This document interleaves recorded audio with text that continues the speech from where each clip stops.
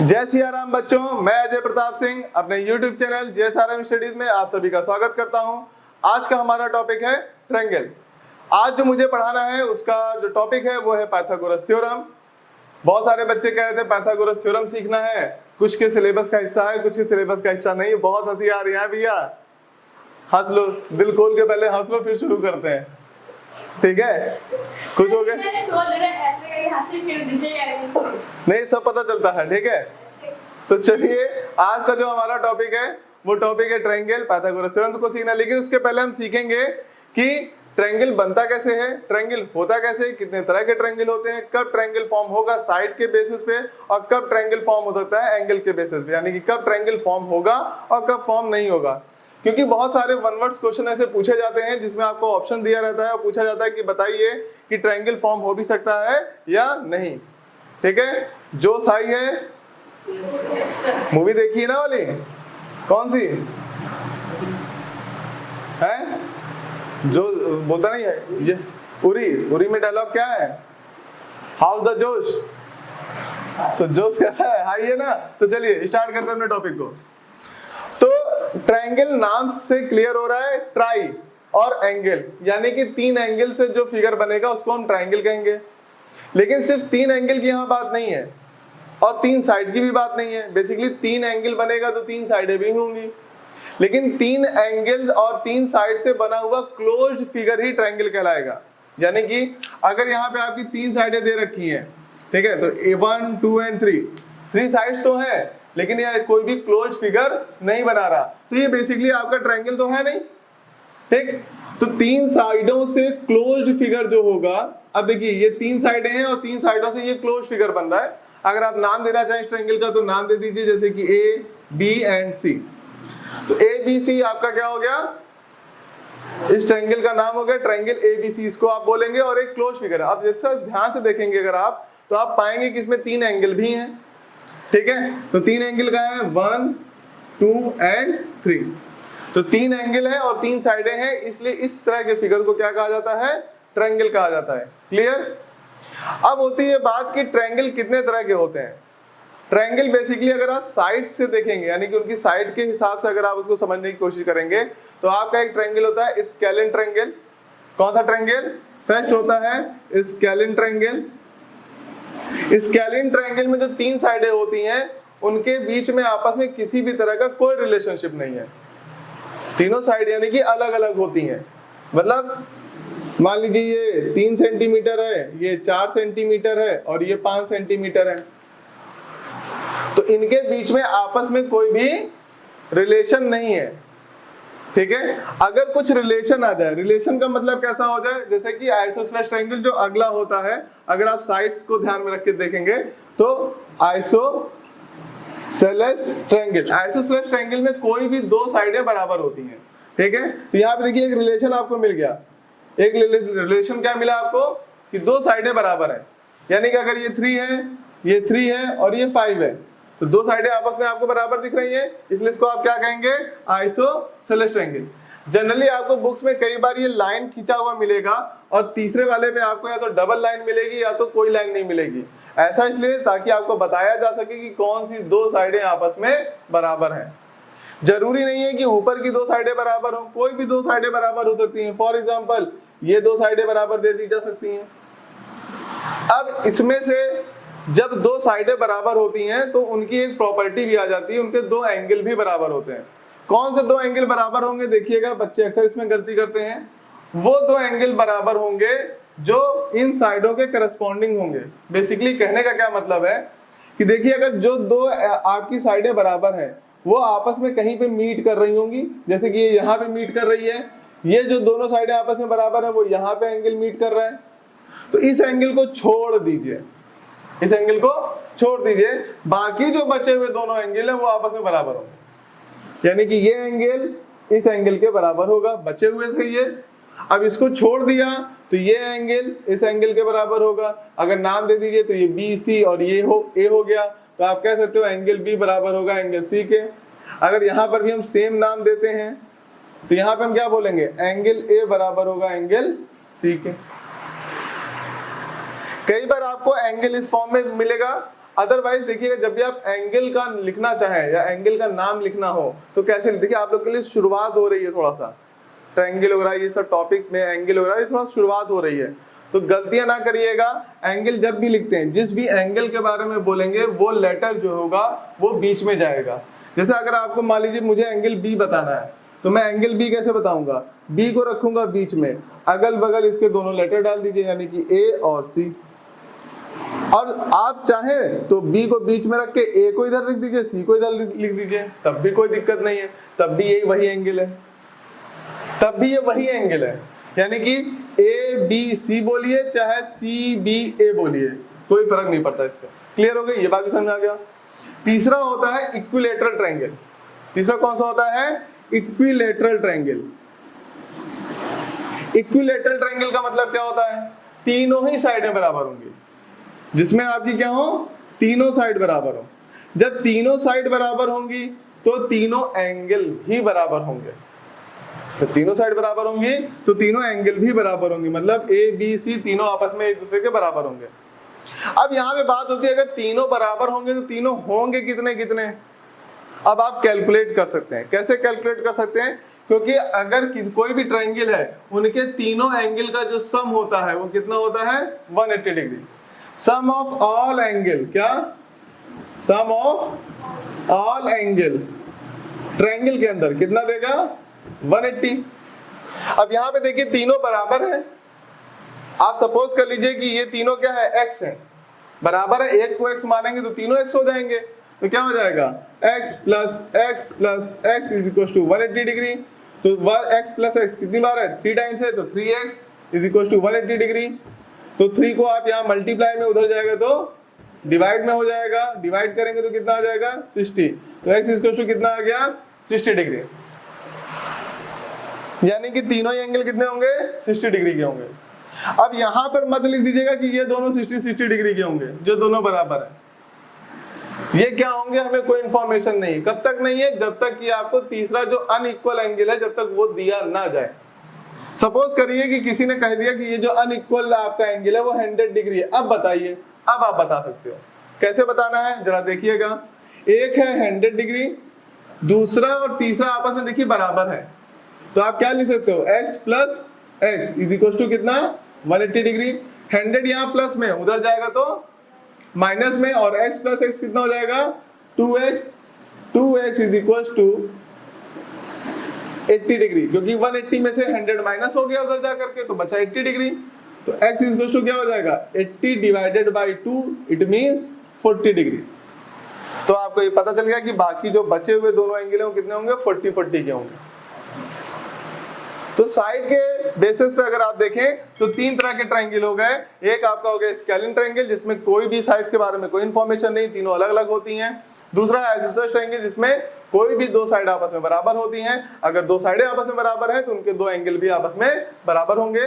तीसरा है आपका इक्विलेटरल ट्रायंगल, जिसमें कि तीनों साइडें बराबर होती हैं और तीनों ही एंगल बराबर होंगे, और बराबर भी होंगे तो कितने होंगे, 60-60-60 ईच होंगे। ओके, चलिए अब आगे बढ़ते हैं। अब बात करते हैं एंगल्स के बेसिस पर। किसके बेसिस पर, एंगल के बेसिस पे हम कैसे देखेंगे।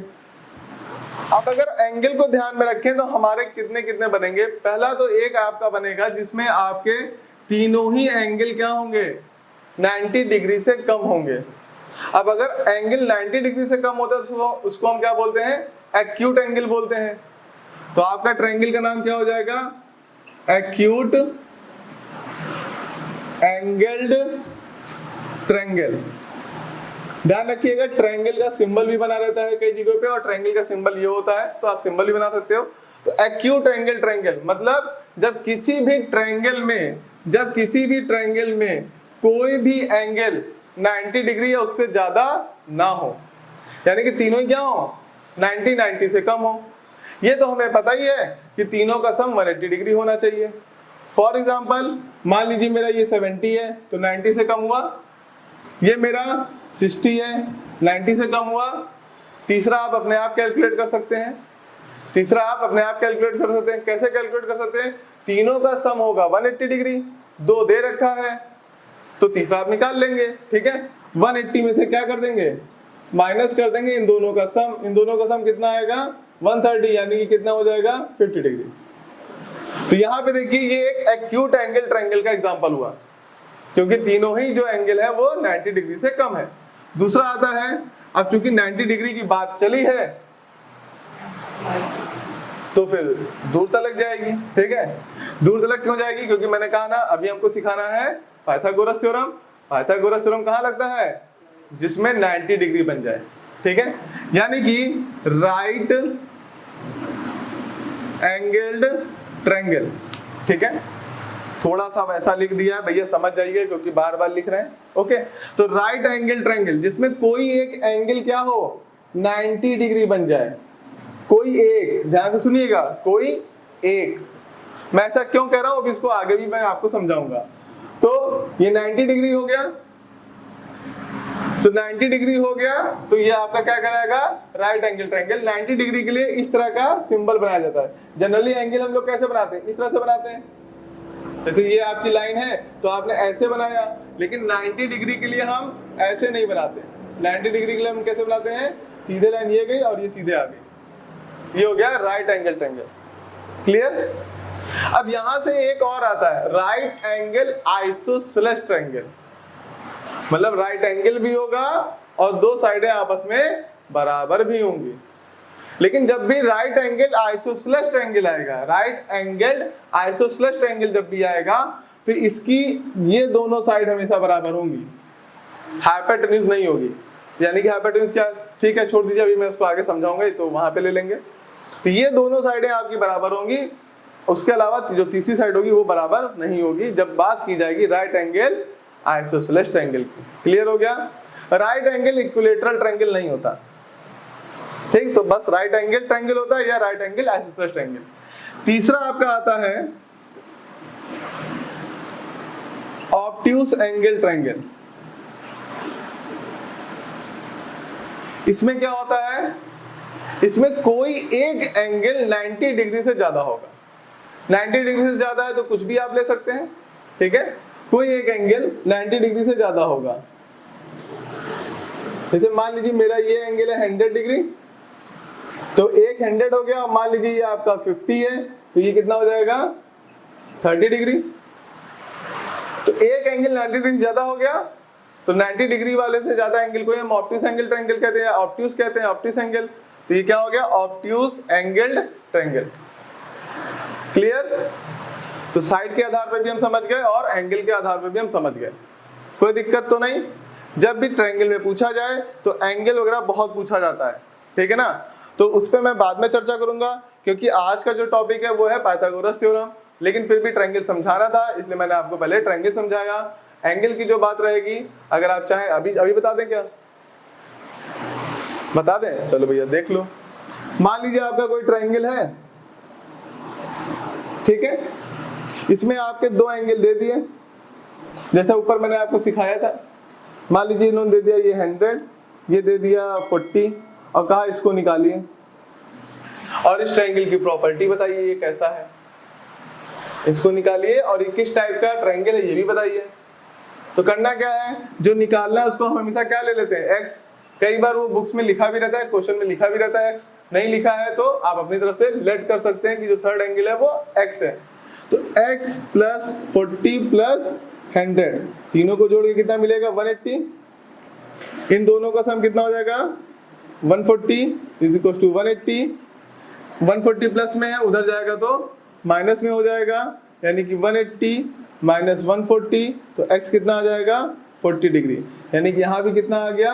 40 डिग्री। तो कैसा ट्रायंगल हुआ? आइसोसेलेस ट्रायंगल हुआ। और किसमें?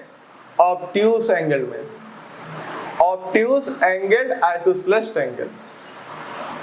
तो नेचर भी पता चल गया आपको, ऑब्ट्यूज है क्योंकि 100 डिग्री है, एक 90 डिग्री से ज्यादा है, और दूसरा दो एंगल आपके बराबर आ रहे हैं। तो इस तरह से क्वेश्चन निकालेंगे। दूसरा मान लीजिए कुछ क्वेश्चंस आते हैं इस तरह से आते हैं कि ये दो साइडें बराबर दे दी, ठीक है, और ये दोनों एंगल पूछ लिए गए कि बताइए ये दोनों एंगल कितने होंगे। लेकिन अब आप ऐसे तो बता ही नहीं सकते, इक्विलैटरल होता तो हम बता देते, इक्विलेटरल होता तब तो हम बता देते 60 60 60, अभी बताया 2 सेकंड पहले बताया। अब यहाँ पे ये एंगल उसको देना पड़ेगा, या तो ये एंगल उसको देना पड़ेगा, कोई तो कुछ तो एक एंगल देना पड़ेगा, ठीक है। मान लीजिए उसने इसको दिया 80 डिग्री, कितना दिया 80 डिग्री, और कहा कि ये x है और ये y है, आप इसको दोनों को निकालिए। चूंकि देखिए ये दोनों साइडें बराबर हैं, तो ये वाले एंगल को छोड़कर बाकी दोनों एंगल बराबर होंगे, ये आप लिख सकते हो। यानी कि आप लिख सकते हो कि x बराबर होगा किसके, y के। तो आप क्या लिखोगे, x प्लस 80 डिग्री बराबर कितना 180 के, 80 उधर जाएगा माइनस हो जाएगा, तो ये x प्लस x हो जाएगा 2x बराबर 100।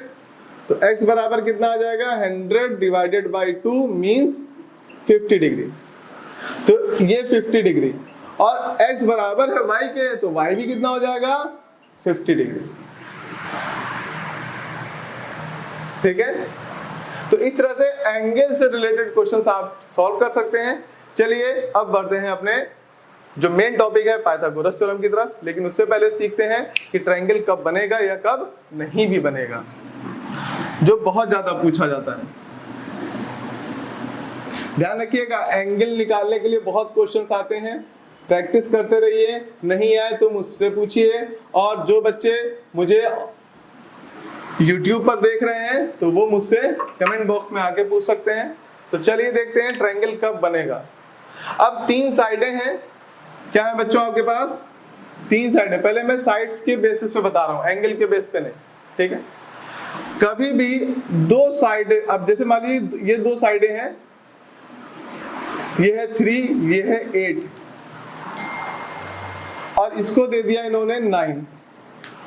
तो सबसे बड़ी साइड पहले आप पता करिए, सबसे बड़ी साइड वो क्या है 9 सेंटीमीटर, सभी मान लीजिए सेंटीमीटर्स में है। बस ध्यान रखिएगा यूनिट एक जैसी होनी चाहिए, अगर यूनिट एक जैसी नहीं है तो उसको पहले एक जैसा बना लीजिएगा, ठीक है। होता है 1 मीटर में दे दिया जाए और आप जल्दबाजी में देख लो, तो थोड़ा सा दिमाग को एकदम इत्मीनान से ठंडा रख के आराम से उसको क्वेश्चंस को देखा करिए कि सब कुछ सही चल रहा है या नहीं चल रहा है, कहीं कुछ हेरा फेरी तो नहीं करती क्वेश्चन में, ठीक है। तो अगर 3 सेंटीमीटर में है तो कोई दिक्कत ही नहीं, ठीक। तो सबसे बड़ी साइड निकालिए, वो क्या है 9 सेंटीमीटर। बाकी दोनों बची हुई साइड्स को ऐड करिए, यानी कि 3 प्लस 8 कितना आ गया 11 सेंटीमीटर आ गया। क्लियर है? तो आपका ट्रायंगल बन सकता है जब 2 स्मॉलर साइड्स का सम थर्ड साइड से ज्यादा हो जाए, तो आपका ट्रायंगल बन सकता है, और तभी बन सकता है। फिर से सुनिएगा, 2 छोटी साइड्स का सम थर्ड साइड से ज्यादा आ जाए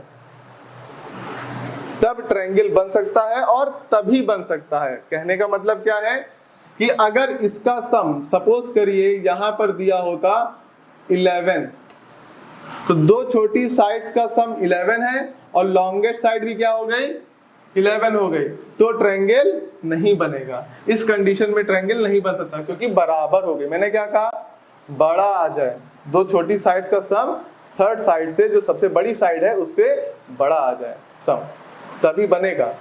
बराबर आ गया तब भी नहीं बनेगा, अब कम आ गया तो भी नहीं बनेगा। मान लीजिए यहाँ पे दिया होता 13, तो इन 2 साइड्स का सम थर्ड साइड से क्या है कम है, तब भी ट्रायंगल नहीं बनेगा। क्लियर हो गई बात? तो साइड को ध्यान में रख के आप निकाल सकते हो। तो क्वेश्चन में क्या दिया जाएगा, तीनों साइड दी जाएगी, आपको पूछा जाएगा क्या ट्रायंगल फॉर्म हो सकता है। तो आपको क्या करना है, सबसे बड़ी वाली साइड को रखिए अलग, बाकी जो 2 बची हुई साइड है उनको ऐड करिए। अगर ऐड करने पे सम जो है वो थर्ड साइड से ज्यादा आ रहा है तभी ट्रायंगल बनेगा, अदरवाइज नहीं बनेगा। क्लियर? अब बात करते हैं एंगल के बेसिस पे। अगर तीनों एंगल का सम 180 डिग्री आ रहा है, तीनों एंगल का सम, अगर तीनों एंगल का सम, जैसे मान लीजिए ये 60 है, ये 50 है और ये 70 है, तो तीनों एंगल को जोड़िए। अगर 180 डिग्री आ रहा है तब ट्रायंगल बनेगा। एक तो ये तरीका हो गया। हो सकता है तीनों ट्रायंगल ना दे, वो 2 ही ट्रायंगल दे, सॉरी 2 ही एंगल दे।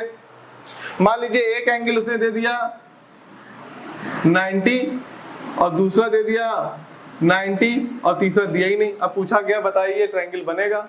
आपने कहा 90 प्लस 90 180, ट्रायंगल बन जाएगा। अरे नहीं भाई, तीनों एंगल का सम। तो क्या थर्ड एंगल जीरो रख सकते हो क्या? नहीं। जीरो का मतलब क्या हो गया कि ये लाइन यहां बन ही नहीं रही है। कुछ भी एंगल बनेगा तो कुछ तो उठेगा ना, और अगर ये उठ ही नहीं रहा मतलब लाइन बन ही नहीं रही है, 0 डिग्री है। तो दो एंगल को जोड़कर अगर 180 डिग्री चला जा रहा है तो ट्रायंगल नहीं बन सकता, पहला। दूसरा, अगर दो एंगल क्या दे दिए जाए, मोर देन 90 डिग्री दे दिए जाए, 90 या मोर देन 90, कोई भी दो एंगल 90 या मोर देन 90 दे दिए जाए तो भी ट्रायंगल नहीं बनेगा। क्योंकि मोर देन 90 देने का मतलब क्या है? 90 देने का मतलब 90 से तो समझा ही दिया। मोर देन 90, मान लीजिए ये 100 है और ये 90 है, तो दो ही जोड़ के वो 180 से ऊपर चला गया, तो ट्रायंगल बन ही नहीं सकता। बात क्लियर हो गई? चलिए बढ़ते हैं पाइथागोरस थ्योरम की तरफ। पाइथागोरस थ्योरम क्या कहती है? ध्यान रखिएगा, पाइथागोरस थ्योरम सिर्फ राइट एंगल ट्रायंगल में ही लगती है, ठीक है? तो ये मेरा राइट एंगल ट्रायंगल है। अब इसमें तीन चीजें होती हैं, एक होता है हाइपोटेन्यूज, एक होता है बेस और एक होता है परपेंडिकुलर। अभी आप लोग छोटे हैं, अभी आपका बेस और परपेंडिकुलर अलग अलग नहीं है। मतलब अगर कहा जाए कि बेस बताइए क्या है, परपेंडिकुलर बताइए, आप नहीं बता सकते, अभी आप छोटे हैं। जब आप बड़ी क्लास में जाएंगे तो वहां पे आपको, जैसे जब आप ट्रिग्नोमेट्री पढ़ेंगे तो ट्रिग्नोमेट्री से आप पता कर सकते हो कौन सा बेस होगा और कौन सा परपेंडिकुलर होगा। लेकिन अभी आप लोग छोटे बच्चे हैं तो अभी आपको नहीं पता होगा। तो चलिए देखते हैं कि बेस और परपेंडिकुलर क्या होता है, ठीक है, और 90 डिग्री क्या होता है। जब भी किसी एक स्ट्रेट लाइन पर एक स्ट्रेट लाइन गिरा दी जाए तो उसको क्या कहते हैं? परपेंडिकुलर कहते हैं, या हाइट कहते हैं, या एल्टीट्यूड कहते हैं। तीन नाम हो गए, हाइट, एल्टीट्यूड या परपेंडिकुलर, ठीक है। इसीलिए परपेंडिकुलर का सिंबल भी इस तरह से बनता है, ये परपेंडिकुलर का सिंबल होता है, ठीक है। तो इस कंडीशन में देखिए, ये लाइन आपको सीधे दिख रही है और इसके ऊपर ये लाइन आके गिरी हुई है, तो 90 डिग्री बन रहा होगा, ठीक है। तो जिन दो लाइनों से 90 डिग्री बन रहा है, इस लाइन से बन रहा है और इस लाइन से बन रहा है, करेक्ट है। इनमें से किसी भी को आप बेस ले लीजिए और किसी को भी आप परपेंडिकुलर ले लीजिए, ठीक। तो ये हो गया हमारा बेस और ये हो गया हमारा पर, किसी को भी ले सकते हैं, ये नहीं कि जबरदस्ती ये बेस यही होगा, कुछ भी ले सकते हैं। और जो थर्ड साइड बची, देखिए जो दो साइडों से 90 डिग्री बन रहा था, उनमें से दोनों में से जिसको लेना हो परपेंडिकुलर, जिसको लेना हो बेस ले लिया। अब जो थर्ड साइड बची वो हमेशा क्या होगी? हाइपोटेन्यूज। क्या होगी? हाइपोटेन्यूज। या ऐसे भी याद रख सकते हैं आप, 90 डिग्री के सामने वाला, 90 डिग्री के सामने वाली जो साइड होती है वो क्या होती है? हाइपोटेन्यूज होती है। क्लियर है? अब पाइथागोरस थ्योरम कहता क्या है? क्या लिखना है? Pythagoras theorem. तो पाइथागोरस थ्योरम क्या कहती है कि हाइपोटेन्यूज का स्क्वायर जब भी आप करेंगे तो बराबर आएगा बेस का स्क्वायर प्लस परपेंडिकुलर का स्क्वायर। यानी कि the sum of the squares of the sum of the, भाई सम हो रहा है, जुड़ रहा है, the sum of the square भी हो रहा है, तो the sum of the squares of base and perpendicular, the sum of the squares of base and perpendicular will equal to the square of the hypotenuse। या इस तरह से भी कह सकते हैं, square of the hypotenuse will equal to the sum of the square of the base and perpendicular। यही है पाइथागोरस थ्योरम।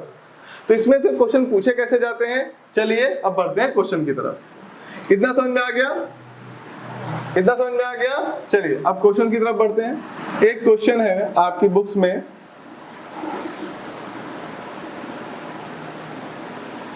पूछा गया है ये x हमको बताइए कितना होगा। ये दे दिया 12 सेंटीमीटर, ये दे दिया 37 सेंटीमीटर और इसको भी दे दिया 37 सेंटीमीटर, ठीक है।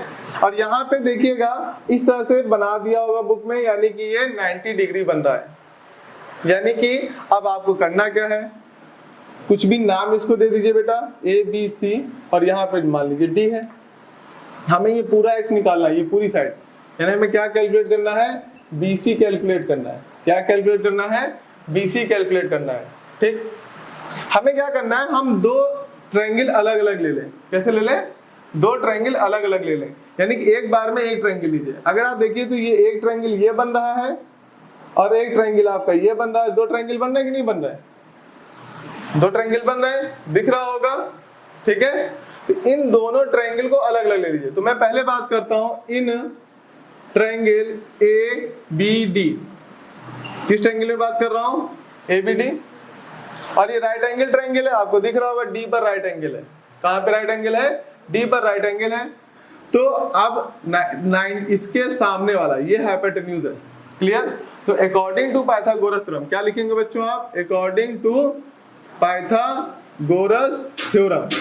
तो पाइथागोरस थ्योरम के अकॉर्डिंग आप इसको कैसे सॉल्व करेंगे, हाइपोटेन्यूज का स्क्वायर बराबर होगा बेस का स्क्वायर प्लस परपेंडिकुलर का स्क्वायर। हाइपोटेन्यूज है 37 का स्क्वायर, बेस है आपका, बेस भी आपके पास ये दिया नहीं है, इसको बेटा आप y मान लीजिए क्योंकि आपको पता नहीं है। तो इसको आप या तो सिर्फ बेस लिखा रहने दीजिए, आपकी जो मर्जी है ना, सिंपली कई बार आप ऐसे भी लिख सकते हो, कोई प्रॉब्लम नहीं। प्लस परपेंडिकुलर, ये परपेंडिकुलर है।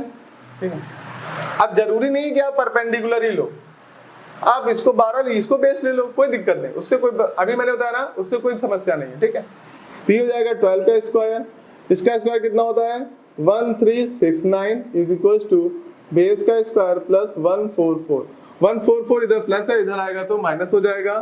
तो इसमें से इसको माइनस करेंगे 1369 minus 144 is equal to b square. तो बी स्क्वायर इसको माइनस करेंगे तो 1225 आ जाएगा। और आपका बी स्क्वायर जब उधर जाएगा तो क्या लग जाता है, अंडर रूट। तो ये किसका अंडर रूट है, 35 का। तो b कितना आ गया आपके पास, बेस कितना आ गया 35। अब ध्यान रखिएगा, अब आप सोच रहे होंगे कि यहाँ से ये कैसे आ गया। मैं बता रहा हूँ, इस संख्या का स्क्वायर रूट है 35। अगर आपको स्क्वायर रूट नहीं आता है तो वीडियो मेरा पहले से पड़ा हुआ है, वहां पे जाके आप square and square root chapter के नाम से आप देख सकते हैं।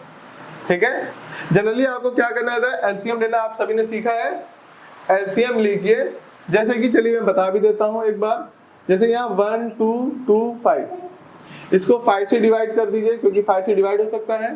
तो कितना आ जाएगा 2 4, कितना आ जाएगा 2 4 2 5 10 कैरी किया 2 24 5 और फिर आपको बचा 2 25 यानी कि 5। फिर 5 से डिवाइड करिए तो 5 5 4 जा 20 और ये 9। फिर 7 से डिवाइड करिए 7 से डिवाइड करिए 1। तो दो बार पेयर बना 5 का, तो एक बार 5 लिख लीजिए। दो बार पेयर बना 7 का, तो एक बार 7 लिख लीजिए। दोनों को मल्टीप्लाई कर दीजिए, देखिए कितना आएगा 35 आएगा। दो का पेयर क्यों बना रहे हैं, क्योंकि स्क्वायर रूट निकाल रहे हैं। जब हम क्यूब रूट निकालते हैं तो हम 3 का पेयर बनाते हैं। वहां से आप जाके देख सकते हैं वीडियो से, हालांकि मैंने यहाँ पे आपको समझा भी दिया। ठीक है, अब देखिएगा ये है 35। अब चूंकि दोनों ट्रायंगल एक ही जैसे लग रहे हैं कि नहीं लग रहा है, ये 37 है ये 12 है, ये 37 है ये 12 है, तो जाहिर सी बात है आपका ये भी कितना आएगा 35। दोबारा आपको निकालना नहीं, आप क्या लिखेंगे सिमिलरली, क्या लिखेंगे सिमिलरली। डीसी कितना हो जाएगा 35, आपको निकालना था बीसी, तो बीसी बराबर क्या आ जाएगा 35 प्लस 35 इज इक्वल टू 70। अगर सेंटीमीटर में दिया सेंटीमीटर, जिसमें भी दिया मीटर सेंटीमीटर। क्वेश्चन समझ में आ गया? तो आप लोग तो यहाँ पे पढ़ ही रहे हैं, ठीक है, नोट कर लीजिए, समय दे रहा हूँ, आप लोग स्क्रीनशॉट ले लीजिए। ठीक है, चलिए अब आगे बढ़ते हैं। चलिए बेटा बोल दीजिए वाला question. PQR is a triangle, right angle. PQR is a triangle, तो एक ट्रायंगल लीजिए PQR। अब देखिए PQR मैं कहां से नाम लिखूं मुझे नहीं पता। अब चूंकि देखिए मैं पाइथागोरस थ्योरम कर रहा हूं, तो जाहिर सी बात है ये राइट एंगल ट्रायंगल होगा, तो मैंने राइट एंगल पहले ही बना लिया है। Right angled at P. Right angled at P, यानी कि P पर 90 डिग्री बना है, तो इसको हमने लिख लिया P, और ट्रायंगल का नाम क्या था PQR, तो इसको मैंने नाम दे दिया Q और इसको मैंने नाम दे दिया R। अब आप किसी को भी Q दे सकते हो, किसी को भी R दे सकते हो। मेन काम क्या था, राइट एंगल किस पे बन रहा है ये पता करना। क्वेश्चन में लिखा हुआ है राइट एंगल एट P, तो मैंने P को कहाँ रखा, जहां पे 90 डिग्री बन रहा है। क्लियर, आगे बताइए। PQ is equal to 10 centimeter. PQ दे रखा है 10 centimetre, And PR is equal to 24 centimeter. PR 24 centimeter. PR है ना। प्यार प्यार मत समझ लेना, तुम बच्चे हो, बहुत ज्यादा तुम लोग समझते हो। आगे देखो, आपको बताना होगा QR, सॉरी हाँ QR या RQ, तो चाहे वो QR बोले चाहे वो RQ बोले। देखो बड़ी हंसी आ रही इस बात पे, है ना। ठीक है, अभी नाम ले लेंगे तो मम्मी को पता चल जाएगा कौन हंस रहा था इस बात पे, इसलिए नाम नहीं ले रहे हैं। ठीक, चलिए देखिए, अब पाइथागोरस थ्योरम लगानी है। अब कौन हाइपोटेन्यूज है मैंने पहले बताया, 90 डिग्री के सामने देख लीजिए, या जहां पे 90 डिग्री जिन दो साइड से बन रहा है उसके अलावा, तो इस साइड से और इस साइड से 90 डिग्री बन रहा है, इसके अलावा जो है ये हाइपोटेन्यूज है। पाइथागोरस भाई साहब को याद करिए, तो पाइथागोरस वाले ने क्या कहा था कि भैया देखो करो हाइपोटेन्यूज का स्क्वायर और बराबर होगा वो क्या, बेस का स्क्वायर प्लस परपेंडिकुलर का स्क्वायर। किसी को भी लो बेस, किसी को भी लो, अब चाहे इसको ले लो चाहे इसको ले लो, हमसे क्या मतलब है, किसी को भी ले लो। चलो h square is equal to 10 का स्क्वायर प्लस 24 का स्क्वायर, h का स्क्वायर इज इक्वल टू 10 का स्क्वायर 100 प्लस 24 का स्क्वायर, याद कराया था, बताइए कितना होता है, भूल गए, अब बैठ के निकाल रहे हो, हद है। कितनी बार बताया, याद कर लीजिए, याद कर लीजिए, याद कर लीजिए, याद ही नहीं करते हो आप लोग। 25 तक का याद कर लो भैया, गुड, निकाल लिया या याद था, या देख लिया, गुड। तो h square is equal to कितना हो जाएगा, दोनों का सम कितना हो जाएगा 676, यानी कि h इक्वल टू क्या हो जाएगा अंडर रूट 676। 676 किसका होता है, ये तो बता दो, अब फिर निकाल लो, हद हो गई है। 26 का होता है, किसका होता है, यकीन नहीं है क्या, नहीं है तो भैया करके देख लेते हैं, फिर से एक बार सीख लीजिए। हाँ हाँ हमें पता है आपको है, फिर से सिखाते स्क्वायर रूट निकाला, नहीं तो फिर कहोगे बताते नहीं है सिखाते नहीं है। चले देखें 676, क्योंकि घर में जाके तो कुछ भी बोल देते हो, हमें तो पता ही सच्चाई क्या है ना। तो चलिए अब वीडियो में पड़ जाएगा तो ये भी होगा कि हाँ बता दिया गया, इसलिए वीडियो में भी पड़ जाएगा। तो देखते हैं 2 से डिवाइड करिए कितना आएगा 3 3 8, ठीक है, फिर 2 से डिवाइड करिए कितना आएगा 1 6 9, फिर 13 से डिवाइड करिए कितना आएगा 13, फिर 13 से डिवाइड करिए आएगा 1। अब भैया मुझे पता था 13 से डिवाइड होगा, आपको नहीं पता है तो फिर इसका रूट तो याद करना ही पड़ेगा, कहीं तो याद करना पड़ेगा।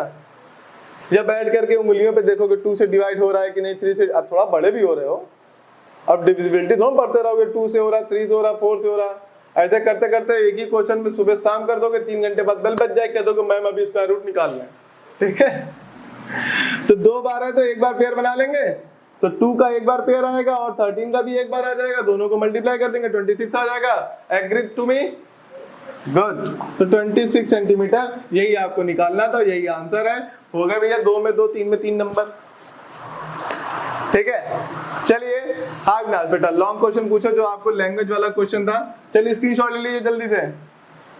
ओके पूछो अविनाश बेटा। A 15 meter long ladder reaches a window 12 meter high. अरे एक सेकंड भैया, थोड़ा धीरे धीरे यार, इतनी जल्दी कहाँ सुन पाएंगे। हाँ चलो बोलो। A 15 meter long ladder reaches a window. 15 metre लंबी क्या है लेडर, लेडर मतलब तो जानते हो ना क्या, सीढ़ी, हाँ वो ना सांप सीढ़ी वाला खेला होगा ना, वही वाला, हाँ सीढ़ी। Reaches a window 12 meter high from the ground. ठीक है, ग्राउंड से, ये मान लीजिए मेरा ग्राउंड है, ये मेरा ग्राउंड है, लेडर को जो रखा गया वो 12 मीटर ऊपर तक जा रहा है, और लेडर को रखा गया दीवार, और लेडर को कैसे रखोगे, स्लांट करके रखोगे, यानी कुछ इस तरह से। बाकी क्वेश्चन में लिखा भी होगा, क्वेश्चन पढ़ी बेटा। On placing it against a wall. तो अगेंस्ट द वॉल, तो ये वॉल थी आपकी 12 मीटर, उसके अगेंस्ट में प्लेस करा, ठीक है। और लेडर कितनी थी 15, Yes. 15 थी, ठीक है। How far is the foot of the ladder from the wall? Ladder का पैर, पैर मतलब लेडर का आखिरी सिरा, ये तो लेडर का आखिरी सिरा है, वो वॉल का सिरा ये है, दोनों की बीच की दूरी बतानी है। क्या बतानी है? दोनों की बीच की दूरी बतानी है। क्लियर? क्लियर? अब देखिएगा, जो सरफेस होगी और जो उस पे दीवार खड़ी होगी वो सीधे तो खड़ी होगी, यानी कि 90 डिग्री बन रहा होगा कि नहीं यहाँ पे ऐसे। अभी ना करें हमारी जो घर है टेढ़ा मेढ़ा बना है, लेकिन जनरली सरफेस कैसी होती है? सीधी होती है। सरफेस सीधी है और दीवार भी जनरली सीधी होगी। अब ये मतलब हमारा घर लीनिंग टावर ऑफ पीसा है सर, ऐसे झुका हुआ है, ठीक है? तो ऐसा तो है नहीं। तो जनरली मैथ्स का क्वेश्चन है ना, उसमें बहुत ज्यादा हाँ एक जगह हमने पढ़ा था दीवार झुकी हुई भी है, ऐसा भी होता था। मैथ्स कर रहा है तो मैथ्स को मैथ्स की तरह से लेंगे, है ना। तो यहाँ पे आपका कितना एंगल बनेगा? 90 डिग्री। 90 डिग्री के सामने वाली साइड क्या होगी? हाइपोटेन्यूज। ले आओ भैया, पाइथागोरम भैया को ले आओ। तो h का स्क्वायर बराबर x का स्क्वायर प्लस 12 का स्क्वायर। h कितना है? 15। 12 का स्क्वायर अभी लिखा था, ठीक है। 15 का square 225 is equal to x square plus 144। ये प्लस में इधर आएगा तो माइनस हो जाएगा। कितना आएगा माइनस करके? जल्दी से बताओ, जल्दी बताओ। हेलो, जब पेन वगैरह उठ ही गया तो रही क्या गया? बहुत जल्दी बताया आपने, बहुत शाबाश। तो x इक्वल टू क्या हो जाएगा? Under root 81। और ये किसका होता है? चलो भैया शुक्र है।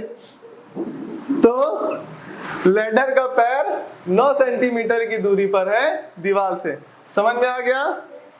तो होप सो आपको पाइथागोरस थ्योरम समझ में आया होगा।